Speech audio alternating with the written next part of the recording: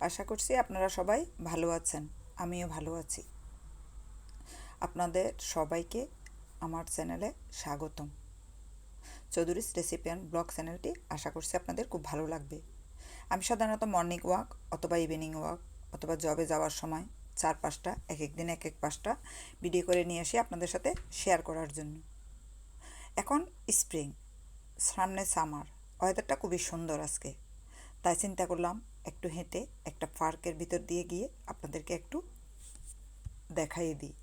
যারা দেশে এবং দেশের বাহিরে যেখানেই থাকুন না কেন, লন্ডনের প্রতি সবারই একটা আকর্ষণ থাকেন যে লন্ডন দেখতে কেমন, লন্ডনের পার্কগুলো কেমন, এরিয়াগুলো কেমন, মার্কেটগুলো কেমন, সেটা দেখতে হলে অবশ্যই আমার চ্যানেলটি সাবস্ক্রাইব করে রাখবেন। আর যারা সাবস্ক্রাইব করে রেখেছেন তাদের সবাইকে অনেক অনেক ধন্যবাদ। আর যারা আমার চ্যানেলে একেবারেই নতুন, প্লিজ চ্যানেলটি সাবস্ক্রাইব করে রাখবেন এবং কমেন্ট করে জানাবেন কোন কোন এরিয়া, কী ধরনের এরিয়া আপনাদের ভালো লাগে। এখন সামার সিজন, লকডাউন নেই, তো এই বছর আপনাদেরকে অনেক কিছুই ঘুরে ঘুরে দেখাবো। আশা করছি আপনাদের অনেক ভালো লাগবে। যেখানেই ঘুরতে যাব আপনাদের জন্য ভিডিও করে নিয়ে আসব আপনাদের সাথে শেয়ার করার জন্য। আর ভিডিওর পাশাপাশি কিন্তু আমি রেসিপিও শেয়ার করে থাকি। তা আসুন আজকের এরিয়াটি ঘুরে দেখি। দেখুন কত সুন্দর। আর এই মুহূর্তে আমি একটু ভিসা আপডেটও দিয়ে দিই। যারা স্টুডেন্ট ভিসায় আসতে চান তবে আইএলটিএস করে আসবেন। একটু দেরিতে আসেন, কোনো সমস্যা নাই, তবে আইএলটিএস করা ছাড়া কেউই আসবেন না। আইএলটিএস করে যদি আসেন তাহলে আপনার জব অপরচুনিটি এবং ভালো ইউনিভার্সিটিতে চান্স পাওয়ার সম্ভাবনা সবচেয়ে বেশি থাকে। বিদেশ যাব, অন্ধের মতো পাড়ি দিবেন না, সেটেল হব, অন্ধের মতো পাড়ি দিবেন না, সব জেনে শুনে বুঝে ঝমকালো কোনো বিজ্ঞাপন দেখে আকৃষ্ট হবেন না। আপনারা যারাই আসবেন আইএলটিএস করে ইউনিভার্সিটিতে আসবেন এবং 20 ঘন্টা ওয়ার্ক পারমিট নিয়েই আসবেন। ওয়ার্ক পারমিট থাকলে আপনি যে কোনো ধরনের কাজ এখানে পাবেন, যদিও আপনাদেরকে কয়েক মাস নিজের পকেটের টাকা দিয়ে চলার মতো সামর্থ্য থাকতে হবে। কারণ আসার সাথে সাথে জব পাবেন এমন কোনো কথা নেই। তো অড জব আপনাদের করতে হবে। অড জবগুলো কেমন? যেমন পত্রিকায় কাজ করা, তারপর আপনার রেস্টুরেন্টে কাজ করা, বিভিন্ন ফার্মে কাজ করা, খুবই কম বেতনে আপনি কোনো রকম চলে যেতে পারবেন। আর যারা সেটেল হতে চান তারা এনআইতে আসার সাথে সাথে আপনারা ন্যাশনাল ইন্স্যুরেন্স নাম্বারের জন্য অ্যাপ্লাই করে দিবেন। আশেপাশের যে কোনো জব সেন্টারে গেলে আপনারা এই সুবিধাটা পাবেন, তারা বলে দিবে, অথবা অনলাইন থেকে আপনারা দেখে নিতে পারেন যে কীভাবে অ্যাপ্লাই করতে হবে। ফোনে অ্যাপ্লাই করা যায় অথবা অনলাইনে অ্যাপ্লাই করা যায়। তার জন্য আপনার একটা ঠিকানা লাগবে। যারা বিদেশে আসবেন তাদেরকে আমি একটা কথা বলি, অনেকে বাসা ভাড়া দেন, ঠিকানা বা বাসার অ্যাড্রেস ইউজ করতে দেন না, কারণ সেই বাসাগুলো সরকারি সাহায্যে চলে। তারা সরকার থেকে টাকা নেয় সেই বাসাগুলোতে থাকার জন্য, তো সেখানে অন্য কাউকে রাখার পারমিশন থাকে না। তবে যে বাসাগুলোতে নিজে রেন্ট দেন, সরকারি কোনো সুযোগ সুবিধা নেন না, সেই ধরনের বাসায় থাকার চেষ্টা করবেন। বাসা নেওয়ার আগে জিজ্ঞাসা করবেন আপনার ঠিকানা ব্যবহার করা যাবে কি না। ঠিকানা যদি ব্যবহার করা না যায় আপনি স্টুডেন্ট হিসেবে অনেক বিপদে পড়বেন। কারণ হোম অফিস থেকে, ইউনিভার্সিটি থেকে বিভিন্ন ধরনের লেটার আসতে পারে। আর এনআই জব করতে গেলে আপনার এনআই নাম্বার লাগবে, তার জন্য অ্যাড্রেস লাগবে, ব্যাঙ্ক অ্যাকাউন্ট ওপেন করতে হবে ইউনিভার্সিটির একটা লেটার নিয়ে। দেখুন, ব্যাঙ্ক অ্যাকাউন্ট করতে গেলেও আপনার একটা ঠিকানা লাগবে। সুতরাং ঠিকানাবিহীন বাসায় কখনো উঠবেন না। টাকা একটু বেশি লাগুক, যেখানে ঠিকানা আপনি অ্যাড্রেস ইউজ করতে পারবেন সেই ধরনের বাসায় উঠবেন। বাসায় ওঠার পর এনআই নাম্বারটা নিয়ে নেবেন। এনআই নাম্বার পাওয়ার পরে আপনারা জব সেন্টারে গেলেও আপনাদেরকে জবের জন্য সহযোগিতা করবে। এই মুহূর্তে খুবই কম পাওয়া যাবে জব, তা কিন্তু পেয়ে যাবেন। জব পাওয়ার পর আপনি কোনো রকমে চলতে পারবেন, কিন্তু ইউনিভার্সিটির খরচটা দেশের থেকে আনার চেষ্টা করতে হবে। যারা এসেই টাকা করবেন তারা কোনো দিনও বিদেশে ফার্স্ট ওয়ার্ল্ডে সেটেল হতে পারবেন না। টাকা প্রথমে দেশের থেকেই আনতে হবে, ইনভেস্ট করতে হবে সেটেল হতে হলে। নিয়ম মেনে চলুন, থাকতে পারবেন বিদেশে। নিয়ম মেনে চলবেন না, আপনার স্টুডেন্ট লাইফ শেষ হওয়ার আগেই আপনার ভিসা ক্যান্সেল হয়ে আপনি ইলিগেল হয়ে যাবেন। যারা ইলিগেল থাকে, ইলিগেল আছে, তারাই শুধু বুঝতে পারে যে ইলিগেল কাকে বলে, কত প্রকার, কী কী। অনেক কষ্টের জীবন তাদের। অনেক চুরি করে কাজ করেন ক্যাশ ইন হ্যান্ডে, যেখানে তারা একদিনে কমপক্ষে 50 পাউন্ড ইনকাম করতে পারে, সেখানে 20 পাউন্ড 30 পাউন্ডের বিনিময়ে তারা সারাদিন খেটে মরে। তো এই যে কষ্টের কাজগুলা করে কতদিন টিকে থাকতে পারবেন? আর ইউকেতে একবার ইলিগেল হলে লিগেল হওয়ার সম্ভাবনা একেবারে নেই বললে চলে। 0.000 এইভাবে আপনারা হিসাব করতে পারেন যে আপনারা থাকতে পারবেন কি না। হ্যাঁ, কেউ কেউ টিকে যায় ভাগ্যের জোরে। আপনি ইউরোপিয়ান বা ব্রিটিশ যদি কাউকে বিয়ে করেন, কে আপনাকে বিয়ে করবে? আপনার কি সামর্থ্য আছে আপনাকে যে কেউ বিয়ে করবে? তারপরে যদি কারোর সাথে প্রেম হয়ে যায়, বিয়ের অফার আসে, কিন্তু হোম অফিস কি আপনি ইলিগ্যাল? হোম অফিস কি আপনাকে বিয়ে করতে দিবে? দিবে না। হোম অফিস যদি বিয়ে করতে না দেয়, আপনি যদি বিয়েটা না হয়, তাহলে কীভাবে লিগ্যাল হবেন? আর বিয়ে করলেও যে লিগ্যালিটি পাবেন তা কিন্তু না।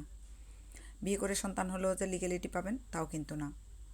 কারণ আপনাকে অনেকগুলো প্রসিডিউরের মাঝখান থেকে যেতে হবে। আপনি যদি ধরা খান, আপনি প্রতি সপ্তাহে সাইন ইন করতে যেতে হবে হোম অফিসে। তো হোম অফিস তো আপনাকে বিয়ের অনুমতি দিচ্ছেন না, তাহলে আপনি কীভাবে বিয়ে করবেন? আর অনেকে বিয়ে করলেই যে আপনি ভিসা পাবেন তাও না। আপনি যাকে বিয়ে করতেছেন, কোনো ছেলে বা মেয়ে, তার বাৎসরিক ইনকাম কত সেটাও দেখবে অ্যাপ্লাই করার সময়।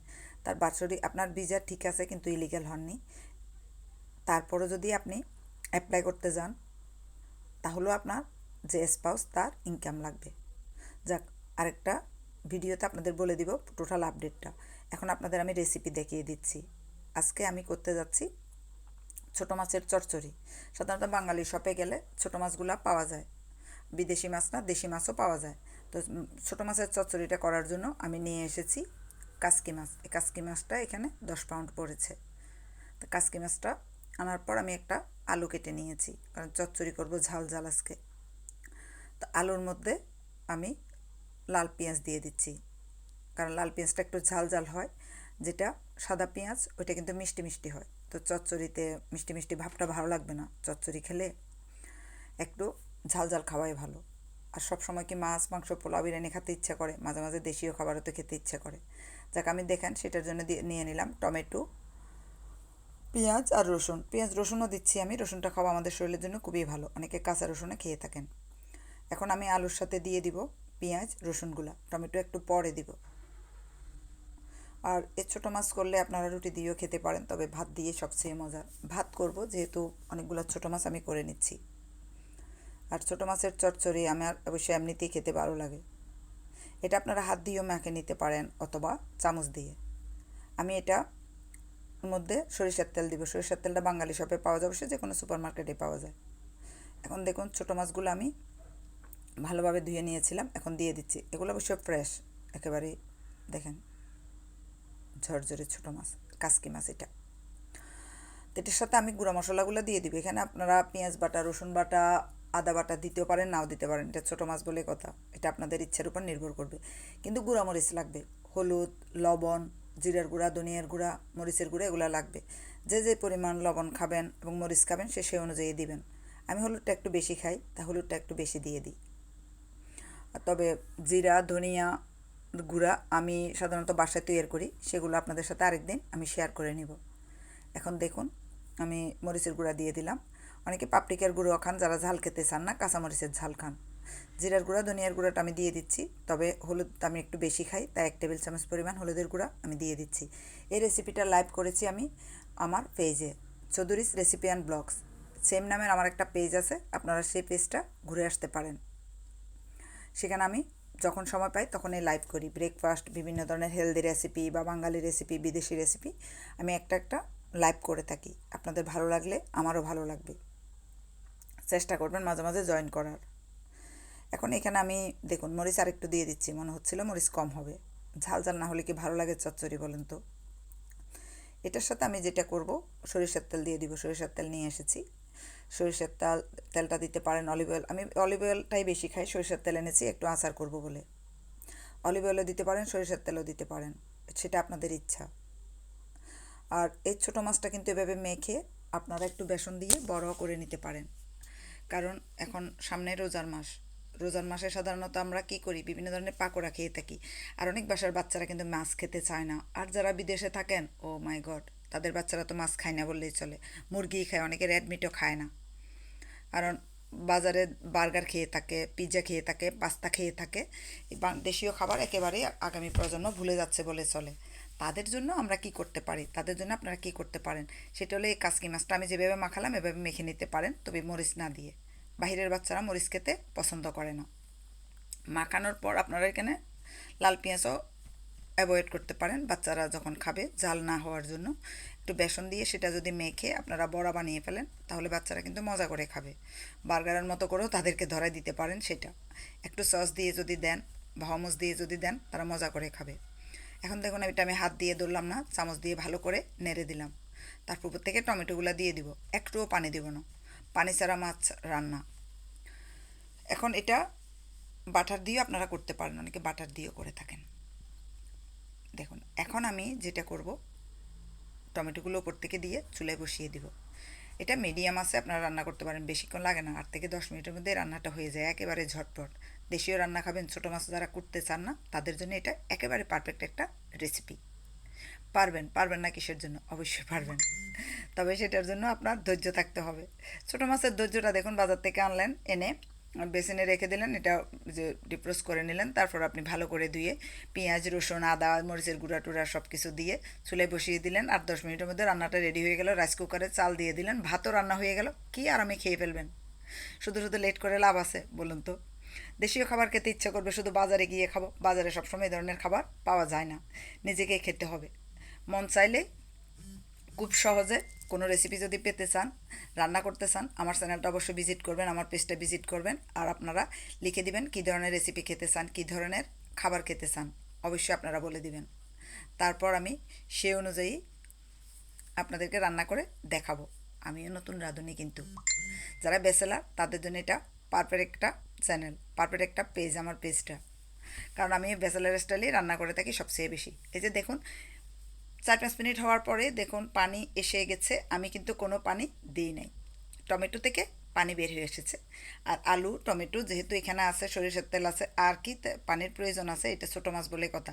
ওই টমেটো আর মাছের যে পানি, ওই পানিতে কিন্তু আলুটা সিদ্ধ হয়ে যাচ্ছে। এটা ম্যাশ পটেটো, মানে ম্যাশ করার জন্য বিদেশিরা যে পটেটোটা খায় সেটাই। আপনাদের আরেকদিন দেখাবো কীভাবে বিদেশিরা ম্যাশ পটেটোটা খায়, ভালো লাগবে আপনাদের, আমি খেয়ে দেখাবো, তাহলে বুঝতে পারবেন। যাক, আমি আবার ঢাকনা দিয়ে দিলাম 5-6 মিনিটের জন্য। 5-6 মিনিটের মধ্যে কিন্তু এটা রান্না হয়ে যাবে।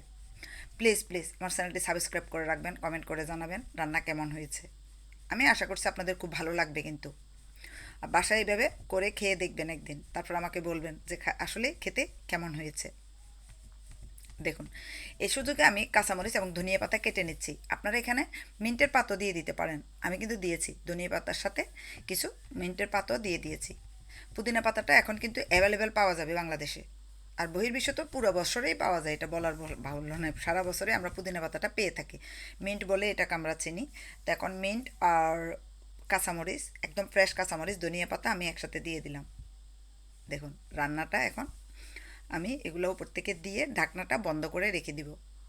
একদম দেখবেন পানিটা শুকিয়ে গেছে। ওহ, খেতে কি মজার! একবার বাসায় রান্না করে খেয়ে তারপরে বলবেন যে কেমন হয়েছে। আমি আশা করছি আপনাদের জিভে জল এসে যাচ্ছে। ছোটো মাছ আচার এগুলো পছন্দ করে না এমন কেউ আছেন? নাই বললেই চলে।